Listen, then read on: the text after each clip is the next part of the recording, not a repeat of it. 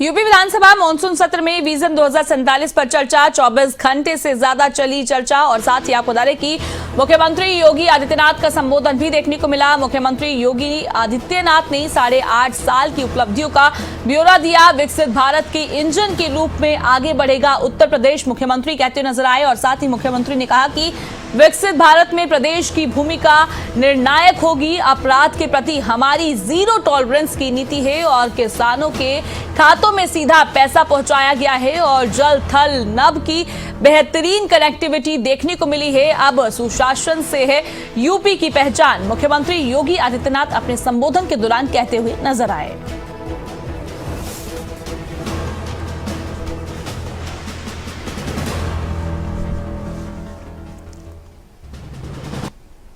सत्रह के बाद डबल इंजन की सरकार ने कानून का राज स्थापित, अपराध और अपराधी के प्रति जीरो टॉलरेंस, उद्योगों के लिए सुरक्षित वातावरण और निवेशकों का ड्रीम डेस्टिनेशन, जल थल नभ की बेहतरीन कनेक्टिविटी, एक्सप्रेसवे, एयरपोर्ट, मेट्रो से जुड़ा,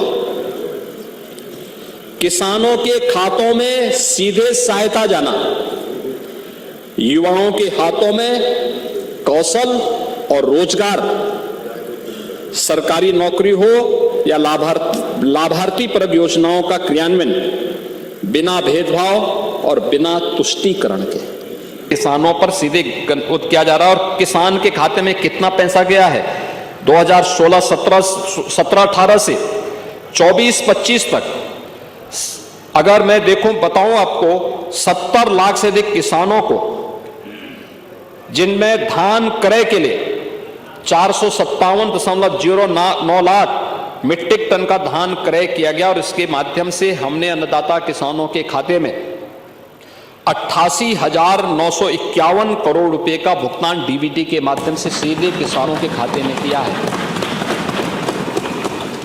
गेहूं खरीद में 51 लाख से अधिक किसानों के खाते में जिसमें उनसे खरीदा गया 204.26 लाख मीट्रिक टन गेहूं खरीदा गया और 35,933.46 करोड़ रुपए गन्ना ये धनराशि डीबीटी के माध्यम से उनके खाते में दिया गया। 17 से 25 के बीच में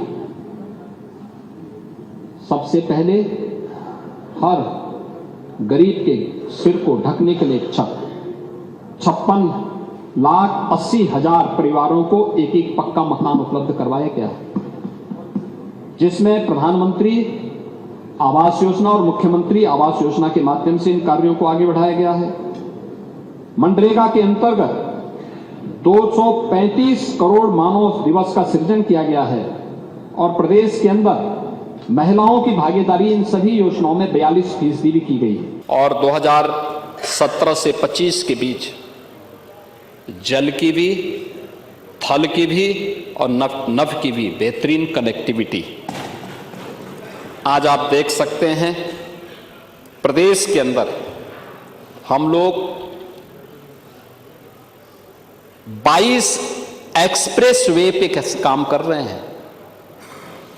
आपके जो सज्जन बोल रहे थे कि सबसे बड़ा एक्सप्रेसवे देश का गंगा एक्सप्रेसवे बनने जा रहा है। गंगा एक्सप्रेसवे मेरठ से प्रयागराज के बीच, और वे सदस्य मेरठ से ही आते हैं। उनको मेरठ की विरासत पर भी, भारत माता के महान सपूत, महान क्रांतिकारी धन सिंह कोतवाल की विरासत पर भी गौरव की अनुभूति नहीं। मुझे बताते हुए प्रसन्नता है कि 1,36,000 विद्यालयों को ऑपरेशन कायाकल्प के माध्यम से हमने संतृप्त करने का काम किया। आज जो विद्यालय देखने लायक हैं उनमें फर्श है, बालक और बालिकाओं के लिए टॉयलेट है, पेयजल की व्यवस्था है, बिजली या सोलर पैनल लगाए गए हैं, डिजिटल लाइब्रेरी है, स्मार्ट क्लास है और उन बच्चों के लिए बैठने की भी व्यवस्था की गई है।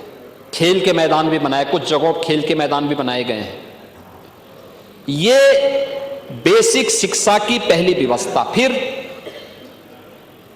उन बच्चों के लिए यूनिफॉर्म की व्यवस्था, हर बच्चे के लिए 2 uniform, bag, books, shoes, socks यानी जूता, मोजा, स्वेटर, यह भी सरकार ने उपलब्ध करवाया। पिछले 8 वर्षों में जो कुछ भी आया है आपके सामने, पिछले 3 वर्षों में कृषि और संबद्ध क्षेत्र में विकास दर प्रदेश में 14% से अधिक था, ये डबल डिजिट में गया है। आपके समय में सिंगल डिजिट में कृषि की विकास दर थी। और याद रखना, ये भी राष्ट्रीय औसत से एक बेहतर स्थिति में है। उत्तर प्रदेश जैसे राज्य में संभावना है, क्योंकि उत्तर प्रदेश देश के अंदर सर्वाधिक सिंचित भूमि किसी के पास है तो वह उत्तर प्रदेश के पास है। सबसे उर्वरा भूमि किसी के पास है तो उत्तर प्रदेश के पास है। खेती में नई तकनीक के समावेश, अच्छी क्वालिटी के बीज और खाद की पर्याप्त उपलब्धता के फलस्वरूप जो प्रदेश का खाद्यान्न उत्पादन में राष्ट्रीय योगदान आज बढ़कर के, हमारा जो राष्ट्रीय पहले सीमित जो स्थिति थी, आज वो बढ़कर के लगभग 21% खाद्यान्न उत्पादन अकेले उत्तर प्रदेश कर रहा है पूरे देश के लिए। जब 1947 स्वतंत्र भारत में जो भारत की जो जीडीपी थी, उसकी हिस्सेदारी थी, स्वतंत्रता के समय भारत का जो वैश्विक वह 2% से भी कम रह गई थी। फिर भी जनसंख्या और ऐतिहासिक विरासत के बल पर भारत दुनिया की उस समय 6ठी सबसे बड़ी अर्थव्यवस्था थी 1947-1950 के पास। 1960 में भारत 10वें स्थान पर था। 1980 और 2014 के तक भारत 11वें स्थान पर गया और 2014 में देश का भाग्योदय होता है से नरेंद्र मोदी जी देश के प्रधानमंत्री बनते हैं। 2014 के बाद प्रधानमंत्री मोदी जी के विजन के अनुरूप भारत की जो यात्रा आगे बढ़ी, परिणाम था 2017 में भारत दुनिया की 7वीं बड़ी 11 से 7वें नंबर पर आया।